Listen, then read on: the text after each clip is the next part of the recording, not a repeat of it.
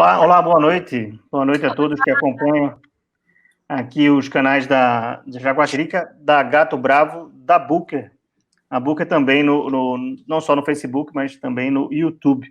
Aqui, para mais uma sessão, uma conversa com um lançamento, né? O lançamento oficial do livro. Um livro que nós estamos aqui, viu, Marcelo? Eu chamo de Marcelo ou chamo de doutor Marcelo? Como é que eu chamo? Marcelo, por favor. Marcelo, né? Normalmente nós fazemos o lançamento de uma ficção, de um livro de poemas, e hoje a Jaguatirica está trazendo um ensaio, né? Não deixa de ser um livro, uma reflexão sobre um momento desse que nós estamos passando. Eu vou procurar aqui a capa do livro, porque eu sei que nós temos duas capas, uma vermelha e uma preta. Ah, está aí, Em Busca do Novo Normal. É porque nunca eu consigo ter a capa, o livro fisicamente. Eu recebo sempre o PDF aqui. Para quem está assistindo, é bom saber que eu estou em Lisboa e a Paula e o Marcelo, não, o doutor Marcelo, estão no Rio de Janeiro. Conosco no Rio de Janeiro, né? Os dois no Rio de Janeiro. Confere. Certo. E nós temos aqui um problema que eu estou tentando ainda resolver, que é o problema da entrada no Instagram, que é meio neurótico, para a gente começar a trabalhar aqui a linguagem que nós vamos ouvir aqui, é meio problemático, e o Instagram, às vezes, não trabalha muito bem com multiplataforma. Mas, como é uma sessão hoje, viu, Paula? Me desculpe aqui tá tomando essa... Mas como é uma sessão literária e também tem um viés psicanalítico, eu vou pedir a quem está acompanhando que fique sentadinho aí no seu divã, e se tiver depois alguma dúvida sobre esse clima que nós estamos vivendo aqui, o doutor Marcelo, ou Marcelo, vai tentar dirimir, né? Eu comecei a ler um pouco o livro, né? Marcelo, eu já pensei em ser psicanalista uma vez, depois eu percebi que eu era um bom paciente. Assim, eu passei por esse processo e eu depois percebi que eu era melhor como paciente, mas eu estudei um bocadinho, então eu vou tentar interagir contigo aqui com algumas questões. Como nós sempre fazemos é o seguinte: Paula, que é a editora, a nossa editora, ela vai fazer uma pequena apresentação, tem um momento narcisístico dela, ela vai apresentar e dizer por que a Jaguatirica se interessou pelo livro e o que é que ele mais ou menos aborda, e depois nós começamos um bate-papo. Combinado? Combinado. Paula, eu vou colocar a Paula aqui, ó, em destaque, para que ela comece aqui, daqui a pouco a gente volta com o Marcelo. Tudo bem, Paula? Tudo bom, Álvaro, Marcelo, muito obrigada por vocês estarem aqui. Esse livro, ele, na verdade, ficou em pré-lançamento desde o final de dezembro, mas aí nós preferimos fazer o lançamento oficial pela editora agora no início do ano de 2021, e acabou que teve uma primeira live feita pelo Fábio Lucas, do canal no Instagram do Livro News, né, no Insta, e aí ele fez também uma live que foi sensacional, assim, foi até mais de 1 hora, mas a gente não conseguia sair da live porque conversar com o Marcelo é sempre uma coisa que você não percebe o tempo passando. Então, o Marcelo Moraes Caetano, a gente se conheceu há muitos anos, e eu, de cara, fiquei apaixonada pelas poesias dele, porque ele é poeta, né, sobretudo, além de todas as valências. Ele faz, todas as coisas que ele faz, porque ele é pianista, ele é professor de literatura, né, de letras, e aí depois eu ainda descobri que ele também tem uma formação em psicologia, em psicanálise, e aí, assim, é um profissional multitarefas e multidisciplinar. E a editora Jaguatirica também tem um perfil de acomodar toda a parte de ciências humanas, né? E, assim, a gente tem muitos títulos em ciências humanas e títulos literários. E aí, por isso que, quando ele me apresentou o Em Busca do Novo Normal, eu acho que foi no final de 2019, e aí nem tinha pandemia, não tinha nada, eu já tinha ficado apaixonada pela ideia do livro. Mas a gente estava publicando O Silêncio, que era um livro de poesia. Aí eu falei, Marcelo, vamos deixar esse livro, que é um livro de ensaio, para depois. E aí depois, assim, foi uma coisa assim, muito, muito estranha, porque passamos a viver tempos totalmente anormais, que foram os tempos da pandemia, e aí a gente, assim, ficou mais claro para a gente a necessidade do livro existir e de estar disponível o quanto antes, né? E assim, uma breve leitura sobre o autor: ele é mestre em letras pela PUC-Rio e PhD em letras pela UERJ. Ele é pianista clássico, já escreveu mais de 50 livros publicados no Brasil e no mundo, e muitos deles são premiados. É professor adjunto da UERJ, membro titular do International Pen Club e do Pen Club do Brasil. E pela editora ele assina os livros Os Arcanjos, que foi o primeiro livro que foi um romance que a gente publicou, que é lindo, e Silêncio, que é um livro de poesia também, que é assim, apaixonante. E agora esse livro é um livro que vai para a área da não ficção, né? E mostra assim o grande domínio que o Marcelo tem em diversas áreas do conhecimento. Assim, eu descobri a nova faceta do Marcelo com esse livro e a partir das conversas que nós tivemos. 2020 foi um ano muito difícil, né, para todos nós e sobretudo para o Marcelo. Depois ele vai contar aí, né, a gente vai ter condição de conversar. E também, assim, esse livro se tornou, eu acho que uma realização importante, né, para a completude do trabalho literário, intelectual que o Marcelo realiza. Eu acho que esse livro é maravilhoso para quem quer entender o mundo e como o mundo se transforma e como caminha.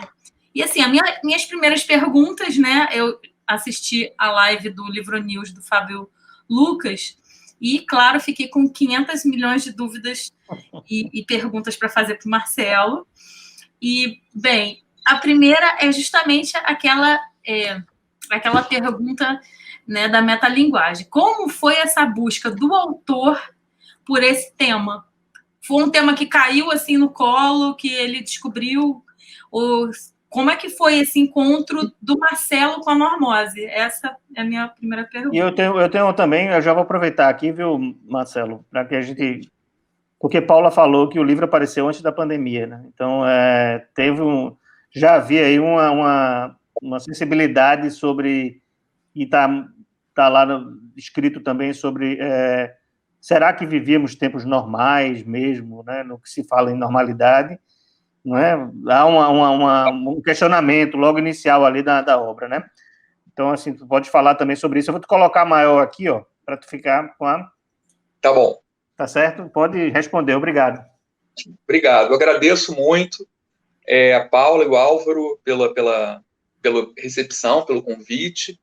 É um tema que não apenas me tocou, vou contar um pouco da história, né, de como eu fui iniciado no tema da normose, até porque a Paula falou desse livro, né, para mim, num aspecto pessoal, eu tenho absoluta certeza que esse livro foi uma espécie de divisor de águas para mim, por várias razões. Uma delas foi o fato de que eu vamos dizer assim, eu perdi o pudor, né, de falar sobre temas que eu antes, você vê, a Paula me conhece há tantos anos e não sabia, né, sobre temas que participam, né, da minha conjuntura intelectual, sentimental, anímica, mas que eu, por alguma razão, não sei, acadêmica, investi muito.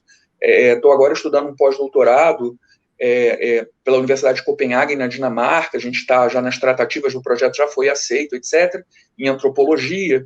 E aí a minha proposta lá foi exatamente enveredar mesmo pelo campo da normose, e de certa maneira isso me fez, em 2019, como a Paula salientou, né, antes da pandemia, portanto, ousar, né, aparecer aí com essa questão, que eu acho que agora é sem volta mesmo. Mas como eu tive contato com o tema da normose, então que remonta até antes de 2019, respondendo ao Álvaro e à Paula, foi o seguinte: eu fiz uma especialização em psicologia transpessoal na Unipaz, cujo mestre é o Roberto Crema, que é uma sumidade absoluta, né, no campo da psicologia, da antropologia também. E o Roberto Crema, junto com Pierre Weil, francês, e Jean-Yves Leloup, também francês, escreveram um livro lançado pela editora Vozes, que se chama Normose, a Patologia da Normalidade. O Roberto Crema é professor, é o reitor da Unipaz e foi meu professor, meu orientador eterno, e nos tornamos amigos. E assistindo a uma das jornadas com o Roberto Crema, que ele vem ao Rio, vinha, né, até ano passado, a coisa mudou um pouco, uma vez por mês, pelo menos, para ministrar os cursos na Unipaz do Rio de Janeiro. E nos encontros com o Roberto, os temas eram muitos, a psicologia transpessoal é um campo imenso de psicologia, mas o Roberto, trabalhando essa questão da normose, de uma certa maneira, meu olho brilhou, eu percebi que ali havia uma espécie de lacuna enorme e indefensável na normose. Perguntei ao Roberto, falei, Roberto, é isso mesmo? Existe uma lacuna aí a ser preenchida na normose? Ele, mas é claro que sim. Inclusive, isso é dito no livro Normose, a Patologia da Normalidade, que é esse livro primogênito, né, do Weil, do Crema e do Leloup.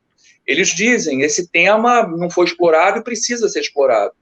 E uma pessoa também dentro da Unipaz, que é a diretora da Unipaz do Rio de Janeiro, que é a Glória Sobrinho, uma vez estávamos o Roberto, a Glória e eu conversando, acho que almoçando, não me lembro, e a Glória falou, você vai escrever sobre normose.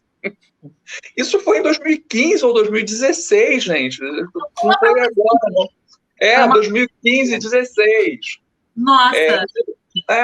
E você vai escrever sobre normose. E aquilo entrou em mim como uma espécie de desafio, sabe? Como uma questão meio que... uma questão moral. Minha avó diria, um anjo passou, viu e disse amém. Exatamente. O anjo passou, ouviu e eu tive que fazer. Então, desde aquele momento, eu maturava, né, sobre as questões de normose. Depois a gente pode falar brevemente do que se trata. Isso, né? É importante apresentar o conceito, né? Exatamente. Mas desde aquele momento, esse tema me circundou. E aí eu apresentei para a Paula essas coincidências, né, significativas, essas sincronicidades, no fim do ano de 2019, como a Paula lembrou, mas eu já estava com um livro sendo formatado, diagramado, que era o meu livro de poesia, Silêncio, né, o meu quarto livro de poemas. Então a Paula falou, vamos deixar o livro para um pouco mais para frente. E realmente o que aconteceu aí, 2020 entrou logo, né, com a sua avassaladora pandemia. E aí eu revi o livro todo, eu levei mais tempo, eu entreguei para a Paula os originais, eu acho que apenas em outubro ou novembro de 2020, não foi isso, Paula? Porque eu revi o livro, né, de forma que ele abarcasse a pandemia, porque a pandemia foi um grande exemplo de um conjunto de normoses que, como toda normose, não deu certo, colidiu, colapsou, e o mundo, então, didaticamente, para nosso infortúnio, não é uma questão agradável, mas o mundo didaticamente explicitou o poder das normoses, o poder deletério, o poder nocivo, o poder prejudicial das normoses com a pandemia. Então, eu adaptei o livro no sentido de usar como maior ilustração do livro os aspectos que aconteceram na pandemia, né? Então, vou explicar brevemente o que se trata. O que é a normose. Exato. Estou anotando aqui, a normose. Tá bom. É um termo em português? O normose é um termo português ou ele deriva de outro idioma? Não, ele é português. Na verdade, vamos lá, já que então você tocou nesse aspecto da língua, existe esse sufixo "ose", né, que existe também em inglês, que é "osis", né, neurosis em inglês, psychosis. Existe esse termo, é um termo, eu creio que cosmopolita, pelo menos em grande parte da língua, também em alemão, enfim, nas línguas que eu conheço aí, esse termo se adjunta. Que significa desgaste, né? É um termo que significa, como eu dou o exemplo, por exemplo, quando se fala em artrose, ou enfim, escoliose, todas essas palavras da medicina, né, da biologia, do corpo humano, que possuem o sufixo -ose é porque ele indica desgaste, assim como o sufixo -ite, né, significa inflamação, né, sinusite, dermatite, etc. Assim, o sufixo -ose é um sufixo técnico, digamos assim, que parte do campo da biologia e que significa desgaste.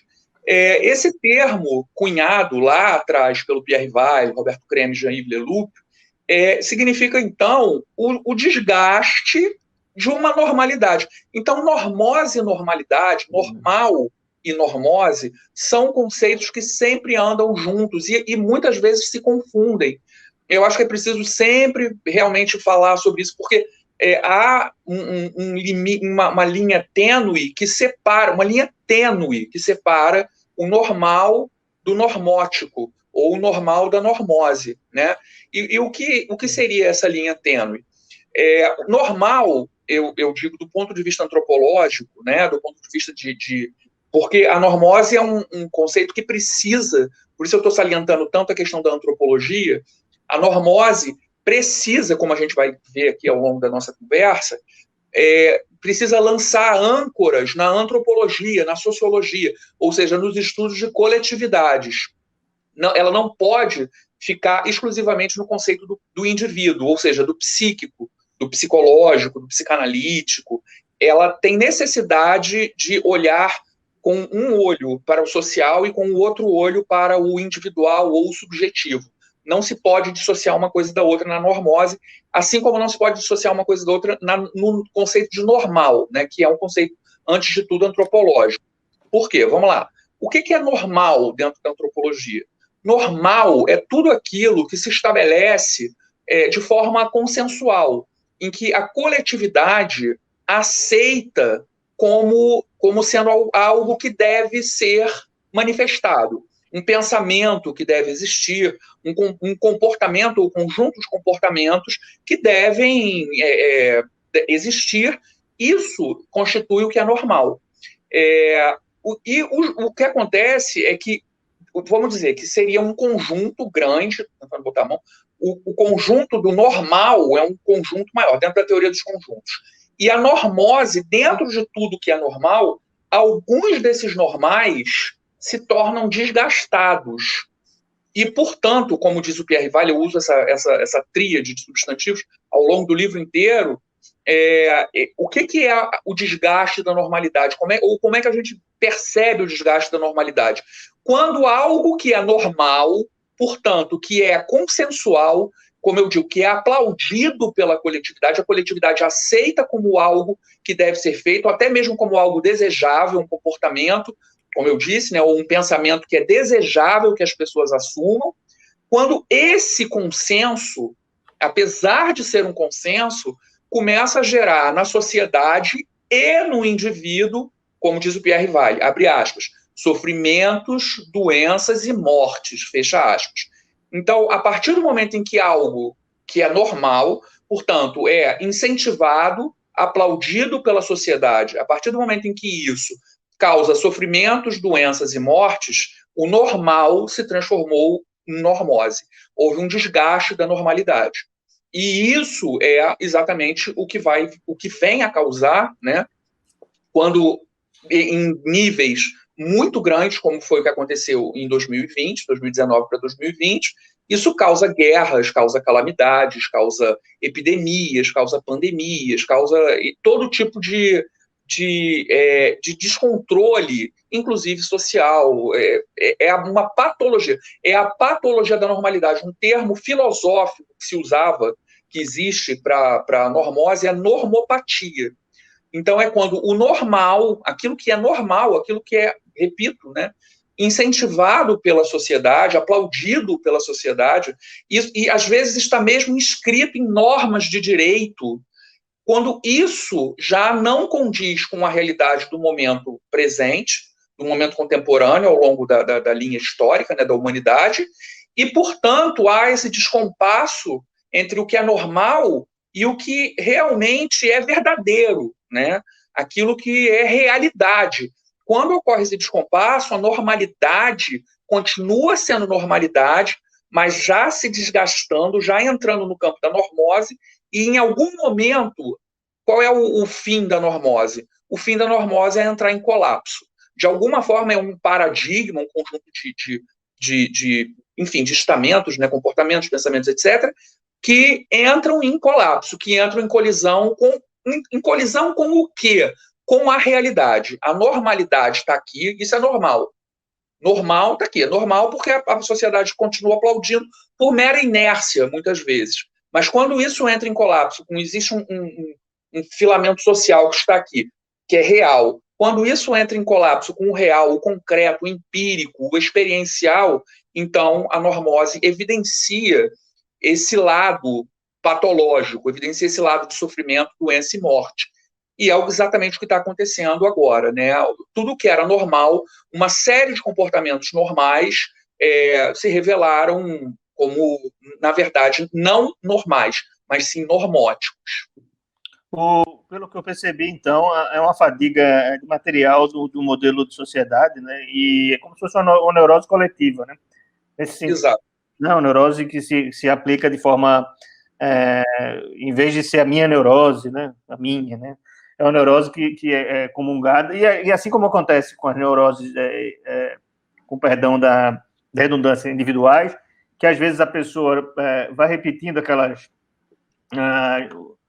as ações, sem perceber que são essas ações que retroalimentam esse sofrimento, na sociedade se dá da mesma forma, ou seja, as pessoas passam o coletivo, na coletividade, em contraponto à individualidade, passa a repetir aquilo e é uma repetição que, em vez de encontrar uma solução, ela faz parte de um problema. O resumo é esse? Tem uma única questão, Álvaro, é que eu comparo muito a normose com a neurose, de fato, no livro, né? Mas existe uma pequena diferença da neurose para a normose, que não é a questão do individual apenas, porque a normose não deixaria de ser uma neurose, tá? Como você salientou, claro. Mas o problema da normose, sobretudo em face da neurose, em relação à neurose, é que a neurose, um dos trechos que eu sublinho no livro, a neurose, pelo menos, tem a honradez, eu faço essa brincadeira, de se mostrar de forma sintomática. O neurótico, de alguma maneira, o sofrimento do neurótico... Ele percebe que é neurótico, né? Exato. Ele percebe, ele pode não saber o que está acontecendo, o que está acontecendo de errado com ele, mas ele percebe o sofrimento. A neurose é uma forma de sofrimento, né? Freud dizia sobre a neurose é aquilo que escapa, né, dos nossos dois filtros, aí, das nossas duas censuras, que é a repressão e o recalque do inconsciente. A neurose escapa da repressão e do recalque e transborda, como Freud dizia, também abre aspas, como um sofrimento suportável. Então, algo que é completamente insuportável para a pessoa é reprimido numa primeira censura, depois recalcado numa segunda censura, vai para o infinito do inconsciente, né, para o id, sobretudo, mas, de alguma forma, a saúde psíquica do indivíduo, o paranalítico, o paciente, o cliente, né, como se prefira, junto com o seu terapeuta, conseguem resgatar aquele sofrimento que está lá, adormecido, latente, mas existente. E esse sofrimento transborda de uma forma suportável. Então, você consegue conviver com uma coisa, um sofrimento suportável, em vez de simplesmente deixar aquilo no inconsciente. A neurose tem essa etiologia, tem essa face, né? A normose tem um problema extra em relação à neurose, que a normose é algo que pode fazer com que você tenha a impressão de que você não está sofrendo, porque você está muito adaptado, agora no plano individual, né, Álvaro? Tratando da neurose como individual, portanto, da normose como individual, ambos do ponto de vista individual. O indivíduo sujeito, né, talvez seja mais apropriado falar. Eu uso muito a expressão indivíduo de propósito, porque aí eu vou mais para o caso da psicologia junguiana, que falava da individuação, mas a gente pode falar do sujeito. O sujeito para Freud não é um indivíduo, porque não é indivisível. Muito pelo contrário, o sujeito é todo clivado, né, todo recortado por camadas, né, enfim, de sentimentos e de pulsões, etc, etc. Mas o que acontece com a normose é que ela faz a pessoa se sentir confortável dentro do sofrimento. Ela dá uma espécie de anestésico para o sujeito. Eu não vou chamar ele aí de indivíduo, porque aí ele realmente é um sujeito. O sujeito sujeitado, né, no sentido de que ele está sujeito às ações, né, que são sociais, etc. E também psíquicas, porque o id desse sujeito é descontrolado. Então, a normose faz a pessoa se sentir de uma certa maneira, até certo ponto. Existe um ponto em que acontece aí o ponto de mutação, um turning point. A pessoa se sente confortável com a normose, porque é muito cômodo, né? Vamos dizer assim, é muito cômodo você seguir todas as normalidades sociais, você se adequar a todas as normalidades sociais, tudo aquilo que a sociedade dita como normal, né? Você se ajusta àquilo.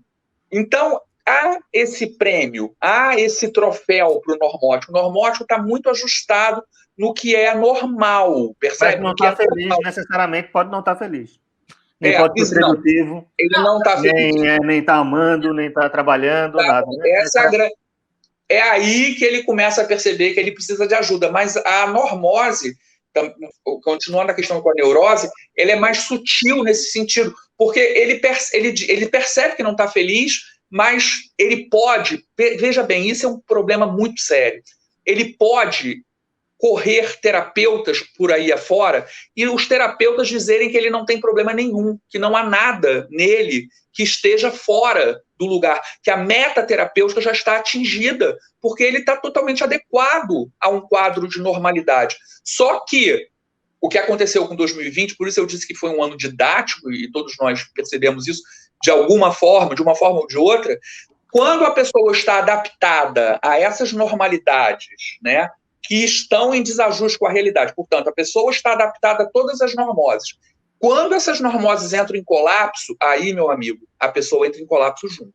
Aí, eu não sei o terapeuta que ela vai ter que ir, porque aí talvez seja até caso mesmo psiquiátrico, muitas vezes. Porque entra todo o paradigma, todo o mundo que essa pessoa inventou para si, que esse sujeito inventou para si, baseado numa sociedade normótica, numa sociedade doente. Quando a sociedade explicita que ela está doente e você está atrelado a isso, o que vai acontecer com você? Quando a sociedade cai, a ruptura, a demolição, que é um momento, a gente está vivendo um momento de demolição, é a palavra, eu acho que das mais certas. Roberto Crema, que gosta de brincar com etimologia, ele diz demolição, a lição do demo. E demo não apenas de demo de diabo, de demo de democracia, povo. A lição do povo, às vezes, é fazer, como dizia o Oscar Wilde, o povo é um palhaço oprimido pela dor. Quando nós estamos atrelados ao povo, ao normal, à sociedade, e a sociedade está desajustada, mas nós agarramos nesse desajuste, quando isso se explicita, nós ficamos completamente sem saída. Eu acho, Marcelo, eu acho que nesse caso, quando você está falando isso, me veio exatamente a imagem do Kevin Spacey. Ele era o manda-chuva de uma série... O Kevin Spacey teve uma coisa bizarra. De uma série de extremo, vamos dizer, de sucesso, né? Sim. Então era todo mundo assistindo House of Cards. E aí, de repente, ele é atropelado por uma denúncia de um negócio que ocorreu há não sei quantos anos atrás, não sei o quê. Não. Ele, no momento, entrou no negacionismo, totalmente. Ele entrou no negacionismo, se fechou em copas, fez, inclusive, vídeos zoando, né, a situação, dizendo que isso aí não vai dar em nada, não sei o quê. E aí, de repente, o mundo ruiu. Por quê? Porque agora ele não consegue nem ponta de nada, né? E ele foi totalmente cancelado, porque não só ele deixou a situação atropelou ele, como também ele não teve uma resposta adequada. Por quê? Porque ele estava dentro da normose. Ele estava acreditando que estava tudo certo, que a conduta dele estava correta. E é isso que a normose faz. A normose te alimenta, a normose dá corda para te jogar na beira do abismo. Qual é o sintoma? Eu sei que ela é sorrateira, tá ali que pode enganar, inclusive, os especialistas. Dizem, não, meu Os filho, especialistas, você exatamente. está bem aí, está normal. Exato. E, assim, é engraçado que sempre tem é óbvio que é o senso comum, né? Que a pessoa, quando quer dizer que está bem, diz que é normal, né? Eu sou normal, né? E ser Exato. normal pode ser que não seja o caminho, né? Então, tem algum sintoma, por exemplo, assim, clássico, que pode, ou angústia, ou alguma coisa que possa fazer com que você perceba que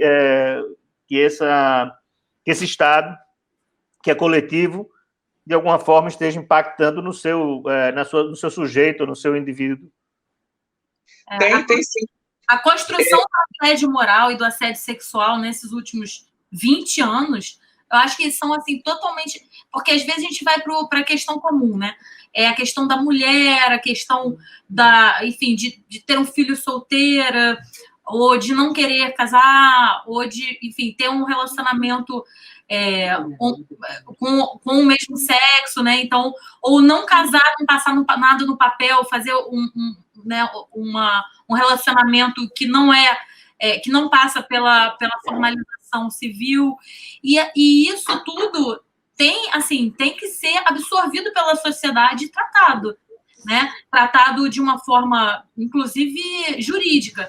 E a partir daí você teve a Lei Maria da Penha, nesses últimos, vamos dizer, os últimos, né? A Lei do Feminicídio, a Lei Maria da Penha, aí você agora tem também uma estrutura toda sobre assédio moral, assédio sexual, e isso tudo tem vindo numa construção, assim, contínua, né? Que nem sempre as pessoas de mais idade se dão conta que elas, na verdade, podem ser, de uma hora para outra, tudo pode cair, né?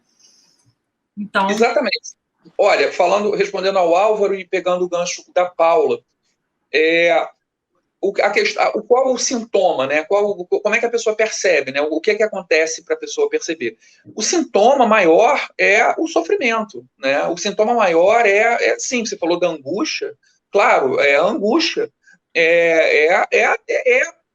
a ansiedade, tudo aquilo que está no nascedouro, por isso essa irmandade com a neurose, né? Tudo aquilo que está no nascedouro da neurose, onde é que a neurose começa? Com a ansiedade, né? Quando é que a neurose começa a se avolumar? Com a angústia. Quando é que a neurose se torna, ou quando é que você sai da neurose e entra na psicose? Quando é o terror. A angústia e a ansiedade diante da realidade caracterizam, vamos dizer, aspectos sintomatológicos da neurose, mas o terror diante da realidade, de tal forma que o seu mecanismo de defesa do ego passa a ser um mecanismo primário, não é mais um mecanismo racional, o terror diante da realidade não é mais neurose, já é psicose. Você, quando se descola da realidade, você já está vivendo um quadro de psicose, de paranoias, de quadros que são esquizofrenias, etc. Quadros que são psicóticos e não mais neuróticos. A normose é alguma coisa também que tem acontece veja bem, é como se fosse um espelho, eu falo muito no jogo de espelho. O neurótico ou o psicótico não conseguem se relacionar com a realidade. O normótico não consegue se relacionar com o que a sociedade impõe como normalidade ou como realidade. Entende? A relação do normótico é uma relação especular nesse sentido.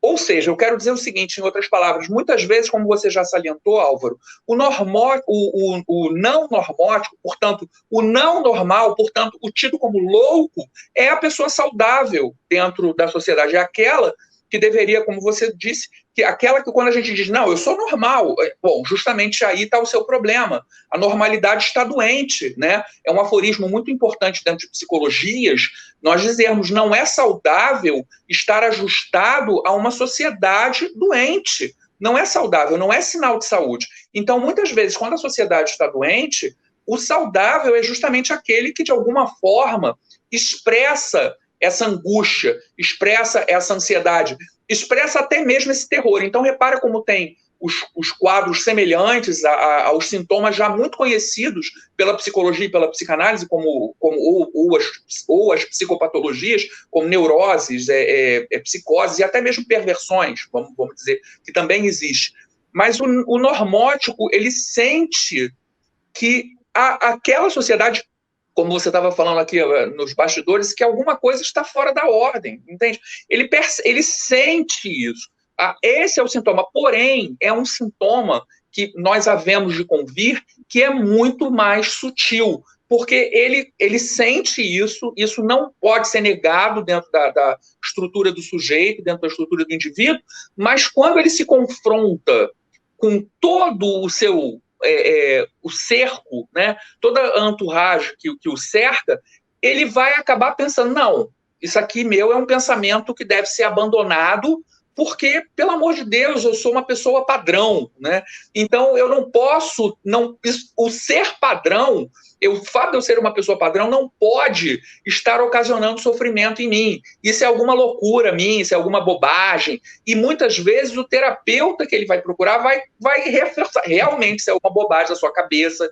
Você devia trabalhar mais, você devia, né? Como para a mulher, vai falar, você deveria lavar a louça. Essas são as grandes armadilhas da normose. A sociedade vai dizer para você, vai procurar o que fazer, você está trabalhando pouco, se você pegasse uma enxada, né, se você fosse lavar louça, você resolvia esse problema. E, no entanto, a sociedade é que está causando aquele problema na pessoa. Porque, como a Paula falou também da questão jurídica, né, muitas vezes a normose, esse desgaste da normalidade, ele fica patente exatamente em lacunas, em brechas imensas do ordenamento jurídico. O ordenamento jurídico não contempla, né, com a mesma velocidade com que o mundo se modifica, o ordenamento jurídico não contempla essas normalidades dentro das suas normas. Ele não bota nas suas normas. Isso é normal, isso é normal. Isso daí não é uma coisa que se deva criticar. Não é só uma questão, assim, são pequenas coisas. Vai desde você lembrar de como é que era o desenho do Pica-Pau nos anos 80, que ele bebia uísque, fumava cigarros, enfim, era uma coisa normal dentro de um desenho animado infantil. E você tinha também toda aquela questão da erotização da mulher escancarada para conteúdos infantis, né, década de 70, 80, e hoje isso também já é mal visto, e outras áreas. Eu me lembro que isso, década de 80 era engraçado, chutar um gato, chutar um... tirei o pau no gato, tirei o pau no gato. Exato. Patinha de cachorro, ou coisas assim, e isso tudo, hoje em dia, isso tudo teve uma evolução, por exemplo, os direitos dos animais, hoje em dia, são extremamente discutidos. Hoje, se você pega um gato e larga lá na Praça 15 e alguém vê, tem um crime aí já. E antigamente não, você tá com um gato aqui, você tá com 7 gatos em casa, deixa isso tudo lá na Praça 15. E ficava por isso mesmo, né? E hoje é completamente diferente. Outra coisa, por exemplo, que eu me lembro, lavar o carro diariamente antes de trabalhar. As pessoas pegavam a água e... Com a torneira ligada.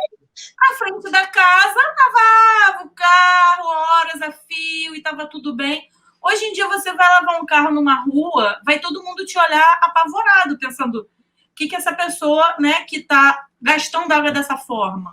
Né? Mas havia, naquela sociedade, outras normalidades que causavam sofrimento. Me parece que a gente vai trocando aí de... Exatamente, é isso. A gente vai trocando de opressão, eu vou usar esse termo, mas, enfim, né? De opressão, porque não há uma sociedade normal, é isso. Não há uma sociedade sã nesse sentido. Eu estou falando normal, mas eu sei que eu já vou me corrigir. Todas elas são doentes. Hoje está muito dinâmica. Você antes demorava uma transformação de um conceito, demorava 20 anos, tranquilo. Hoje a transformação de um conceito pode demorar 5, 3. E aí? Por exemplo, a pandemia mudou de um dia para o outro. Olha só, tiveram pessoas no início da pandemia que usar máscara, não vou usar máscara nenhuma. Até hoje a gente tem gente, assim, que até hoje temos pessoas que se recusam a usar máscara, porque eu não vou usar essa focinheira. E tá por isso mesmo, assim, ela tá completamente, ela acha que ela é normal, porque ela não está usando uma máscara dentro desse contexto que a gente vive. mas o fato de também usar a máscara, e você sabe que é normal e está na lei, está cumprindo a lei, também não lhe exime de ter uma angústia, ou de ter um sofrimento. Enfim, né, tem o fato de você estar confinado, por exemplo, aqui em Lisboa nós voltamos ao confinamento. E todo mundo sabe que é o normal, que é o novo normal, para chegar no termo, no título do trabalho, né? E que é o certo, é o correto, é o... Mas ninguém aguenta. Mas isso não nos livra... Veja bem, Paulo, isso não necessariamente isso é o normal, isso é apenas o correto. Mas o ser humano não é apenas movido pelo instinto. Isso é dentro da estrutura psíquica, né, do Freud, seria o superego. O superego é o que nos dita o que a sociedade quer que nós façamos, né? A sociedade agora quer que nós usemos máscara e que nós façamos distanciamento social, etc, etc. Isso, para esse momento, é o correto. Mas não necessariamente nós vamos nos sentir felizes, né? A angústia pode acontecer com isso. Porque essa questão, exatamente, quando a gente fala de normalidade, isso pode estar se delineando a ser como um novo normal.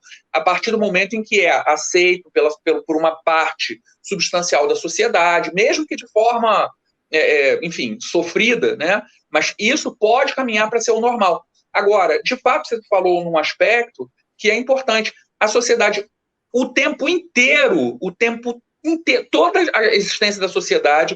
Eu não consigo imaginar isso como só se nós pensarmos no fim da história, né, enfim, nos teóricos do fim da história, como Fukuyama e o próprio Nietzsche, de uma certa maneira, toda a sociedade, a história da sociedade sempre foi, e eu não gosto de fazer futurologia, mas me parece que sempre será uma superposição de normalidades com normoses. Sempre, nunca, uma coisa nunca deixa de acontecer junto com a outra. Ou seja, quando a Paula falou dos anos 80, do pica-pau fumando cigarro e tomando uísque, isso passado para criança de 4 anos de idade.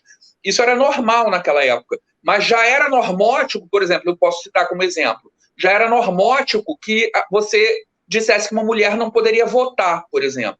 Né, que você dissesse que... Então, vai acontecer sempre. Então, ok, a partir de agora, isso começa... A normose tem um fim, né, digamos assim, uma ruptura na sua existência quando ela se torna normal, né, quando ela se torna um novo normal, um normal desejável, um normal que contemple a realidade. Então, por exemplo, a partir do momento em que as mulheres passaram a votar, hoje ainda existe, com certeza, vai haver gente que diga a mulher não deve votar, como você falou, Paula, não deve haver casamento entre pessoas do mesmo sexo.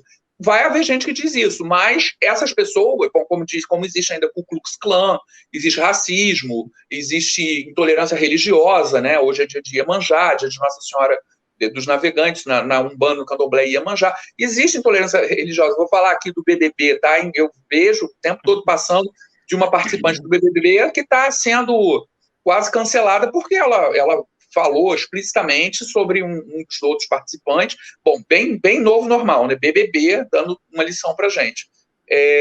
Porque é uma questão da religiosidade do rapaz, que inclusive era mesmo de religiões de matriz africana. Mas aí, já essa normose, de uma certa maneira, você falou da Lei Maria da Penha, você falou da lei do feminicídio, essas normoses eram normoses, de uma certa maneira, estão caminhando para se transformarem em normalidade. Então, a gente já não vai achar mais normal uma pessoa abandonar um gato na Praça 15, uma pessoa bater numa mulher, uma pessoa assassinar uma mulher, uma pessoa xingar uma pessoa pela cor da pele ou pela orientação sexual. Mas vai continuar havendo, sempre vai haver. Isso vai haver sempre. A gente não pode achar que é essa utopia que nós vamos realizar, mas que existem, né? Sempre as normalidades, as normoses, quando mostram que estão absolutamente decadentes, que já não condizem com a realidade, então elas saem de campo da sociedade e há uma nova normalidade que toma o seu lugar. Mas aquele sentimento, né, no sentido popular, aquele recalque no sentido popular, mas tem um pé no Freud, que é aquilo que ficou entranhado. Aquilo vai continuar existindo. A gente não pode achar, eu pelo menos não acho, que a sociedade vai se eximir completamente desses ranços, né, dessas vivências antigas, que eles querem continuar, muitas vezes, defendendo a sua classe social, a sua cor de pele, a sua orientação sexual, né, o seu sexo. Então, se eu sou homem, pô, eu tenho o direito de bater na mulher, como é que agora eu não tenho mais? E aí ele não vai se conformar com isso. Mas aí o jurídico, o campo jurídico, o campo das leis, tem que, por isso que eu falei dessa questão que ele não acompanha na mesma velocidade, mas ele chega lá em algum momento, ou ele deve chegar. Nós temos que desejar uma sociedade em que as leis, isso é uma questão muito importante. Eu tive como uma orientadora, talvez a maior psicanalista viva da atualidade, que escrevia com Lacan, foi aluno do Lacan, com Jacques Derrida, que é a Elisabeth Roudinesco. Elisabeth Roudinesco sempre fala o desejável na sociedade, o mais desejável de tudo, isso daí, digamos, é um patamar bastante antropológico, psicanalítico, é quando o que já é normal para a sociedade, saudável, há uma tríade, o normal, o saudável e o legal. Quando a legalidade, quando essas três instâncias estão em consórcio, estão comunicando, estão dialogando, isso é o desejável da sociedade. Quando há saudável, normal e legal. Essas três instâncias se comunicando é o nosso ideal. Agora, vai haver sempre, gente, aquela questão, sempre vai haver o ilegal. A gente não vai imaginar, pelo menos eu não imagino, que algum dia na sociedade vai deixar de haver um assassino, entende? Que vai deixar de haver, enfim, uma pessoa racista, que vai deixar de haver um homofóbico. Eu não imagino o que vai acontecer. Agora, quando a legalidade está aqui, né, para mostrar que isso é saudável, punir essas pessoas, e isso é normal, isso já se tornou normal, então essa pessoa vai pensar duas vezes, mas impedir a gente não vai conseguir, né? Como eu disse, vai sempre haver o assassino, vai sempre haver o pedófilo, vai sempre haver o homofóbico, vai sempre haver o racista, vai sempre haver o intolerante religioso, vai sempre haver esse tipo de gente, e aí a gente bota a força da lei, né? Como diz Maquiavel, de uma forma parafraseada, os amigos tudo, para os inimigos força da lei. Então a força da lei está aí para os inimigos da sociedade, para os inimigos do normal e do saudável, adequando a interpretação de Maquiavel a uma interpretação mais racional. Ô, Paula, mostra novamente a capa do livro. Eu sempre gosto quando o Paula faz isso, viu? Porque eu vou falar agora do livro, só para tirar uma dúvida aqui do livro. O livro, ele é um ponto de situação, né? Ele conta isso, mas se eu tiver, quem acompanhou aqui, quem vai acompanhar a live, e como é que ele encontra essa solução? Enfim, eu sei que é a normose, percebi o conceito, concordei com tudo que foi dito, estou aqui na minha angústia, eu sei que agora talvez não sei, minha mãe sempre diz assim, olha, meu filho, tem momento que você nem compra nem vende, e é mais ou menos o que a gente está passando aqui, no momento que você não... Né? Mas, enfim, você precisa tomar uma atitude, né? Se você está meio assim, mesmo que seja um momento que vai passar daqui a pouco, né? Em escalas diferentes, né? Mas e aí? Né? Eu li o livro, né? O livro vai me introduzir esse processo, eu vou reconhecer algumas coisas, algumas situações, alguns conceitos, vou achar interessante. E aí? Como é que eu trato isso? Como é que se trata isso? E aí eu vou ser bem senso comum agora, isso se cura ou aquele conceito analítico que você aprende agora eu sou analisado. Conviver com isso. Então, como é que é o segundo passo aí? E até onde vai o livro, né? O livro vai, para quem está interessado em só conhecer ou já dá algum tipo de dica de como lidar, de como perceber isso? Isso é um aspecto muito importante, viu? Muito importante, Álvaro. E eu termino o livro abrindo para esse campo, talvez pensando já num segundo livro, porque provavelmente vai acontecer, que é a questão terapêutica. Como é que se faz a terapia? O que se faz? Como se intervém numa questão como essa? E aí, como eu falei lá do início, como a normose é um aspecto que não é apenas individual ou subjetivo, mas é também social ou coletivo, a terapia, de uma certa forma, na normose, tem que ocorrer nesses dois postos, nesses dois lugares. A terapia individual, vamos lá, óbvio, há toda uma dinâmica terapêutica a ser posta em prática nesse sentido. Mas a base seria a seguinte, inclusive quando eu teço as considerações sobre o ego, o conceito psicanalítico de ego, de uma certa forma, uma terapia do ego, como é a terapia psicanalítica, grosso modo. Por quê? Em que sentido? Qual seria, digamos assim, o encaminhamento que nós deveríamos dar para a terapia que leva em consideração que existe, como nós falávamos lá no início, um sintoma que é muito parecido com a neurose, mas que é muito mais sutil, e que, até pelo fato dele ser incentivado e aplaudido por toda a sociedade. O encaminhamento terapêutico no campo, no âmbito individual ou subjetivo, é um encaminhamento que te liberte da preocupação. Estou falando de uma forma bem também senso comum, tá? Ou seja, não estou falando de forma técnica, mas que de alguma forma liberte a nossa compleição psicológica, psíquica, anímica, dessa necessidade de aplauso, de estar dentro daquilo que a sociedade gostaria que nós fôssemos, sabe? O bom mocinho no sentido de, você tem que casar com tantos anos, sabe? Você tem até tantos anos para casar, se não casar já é esquisito. Dane-se, é um pouco a terapia do dane-se, entende? No é o botão, aquele botão que a gente não vai dizer aqui, né? A pessoa às vezes tem que ligar aquele botão, né? O botãozinho.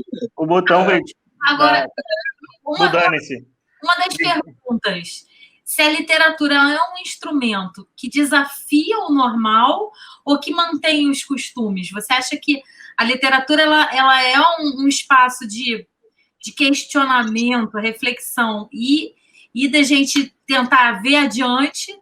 Ou você acha que ela alimenta,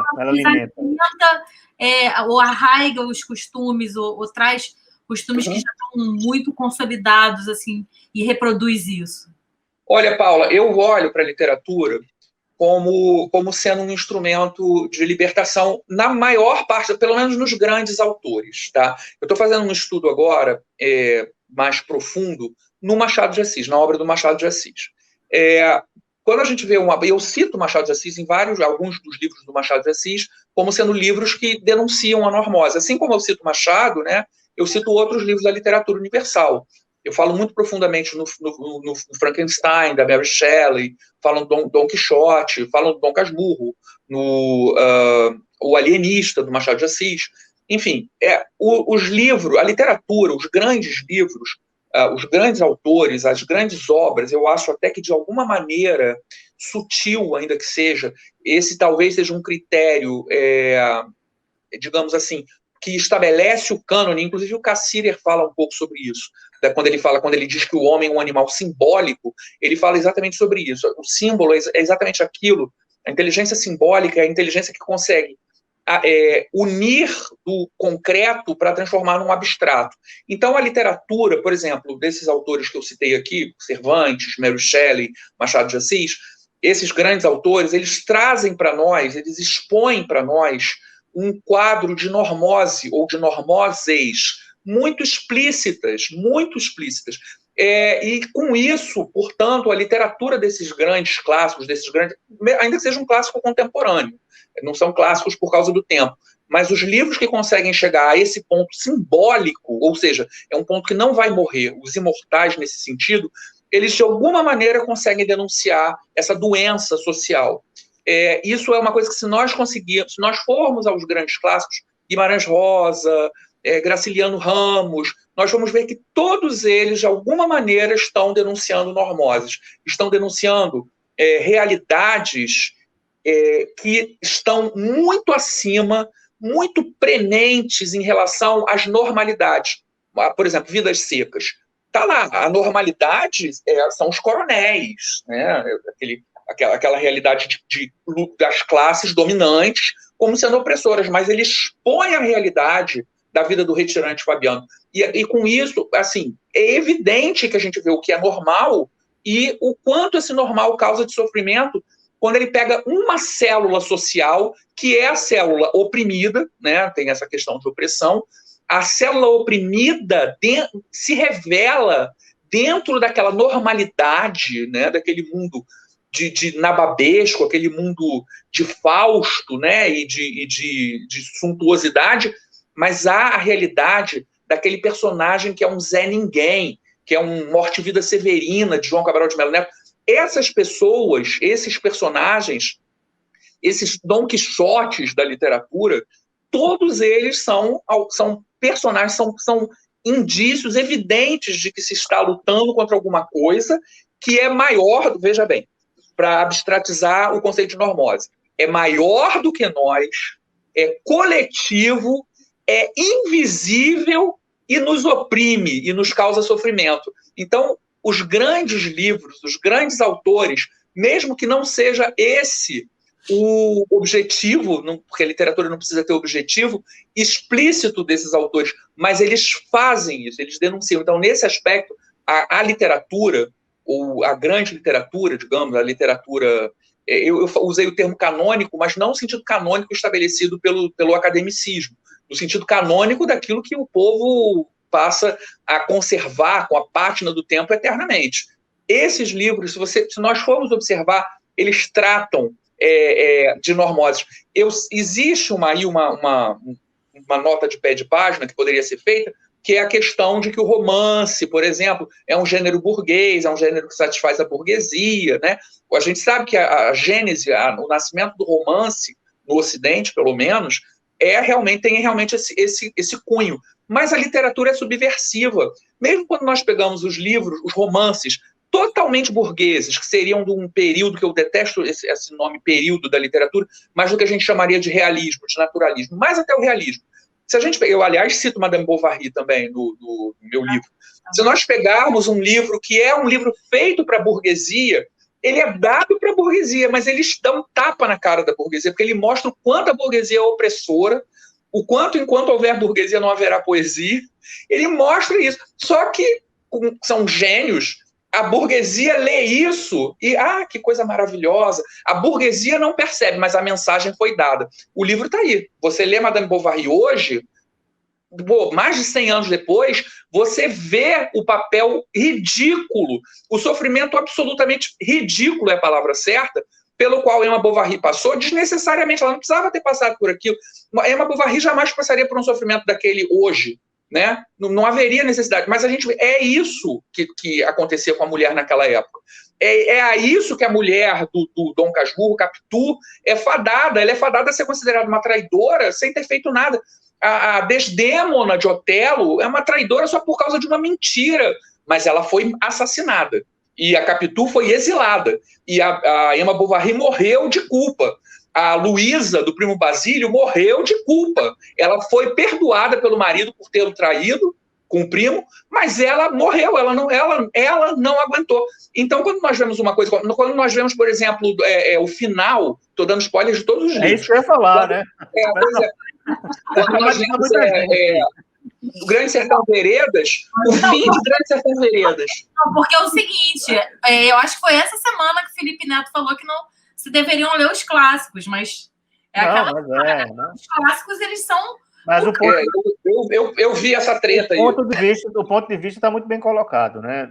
Pelo Marcelo. Pelo Marcelo está muito bem colocado. E aproveite, Marcelo, por que você escolheu o Quincas Borba para o seu epígrafe do livro? Está lá, Machado de Assis ali, né? Você não citou ele agora aí, mas é uma história de uma comparação que ele faz uma analogia com o jogo de xadrez, não é isso? Que tem hierarquias e tem cores. Exatamente. Eu vou até ler. Eu escolhi o Quincas Borba, é que eu escolho como epígrafe do livro. Eu boto o Quincas Borba, e na verdade foi também a epígrafe da minha tese de doutorado. Porque eu escolhi, e eu cito o Quincas Borba pelo fato... O Quincas Borba, para mim, é um dos livros do Machado de Assis mais geniais, nesse sentido, né? No sentido de denúncia das normoses, né? Do que Rubião é um perfeito idiota, enfim, mas é uma vítima do masculino, do masculinismo tóxico. Ele é uma vítima. Assim como eu digo também, não nesse livro, mas num próximo, que o próprio Bentinho, ele é tão vítima, de uma certa forma, quanto a Capitu. Os dois são vítimas da mesma normose. Que normose é essa que eu nomeio aí ao longo do meu livro? A normose do machismo, a normose do patriarcado. Olha, já que você falou em Felipe Neto, a gente falou em BBB, etc., eu participo de uma comunidade bastante interessante, com o Antônio Carlos Sequim, está sempre lá, Dionísio da Silva, tem uns opinadores importantíssimos lá, interessantes, em que se postou um vídeo que falava assim, Bentinho é corno. Gente, não tem coisa mais machista do que chamar um homem de corno. Mas você vê, isso acontece em 2021. Quer dizer, é uma pessoa completamente normótica, porque nem para 2021, nem para os padrões de hoje, isso é mais normal, considerar que um homem é corno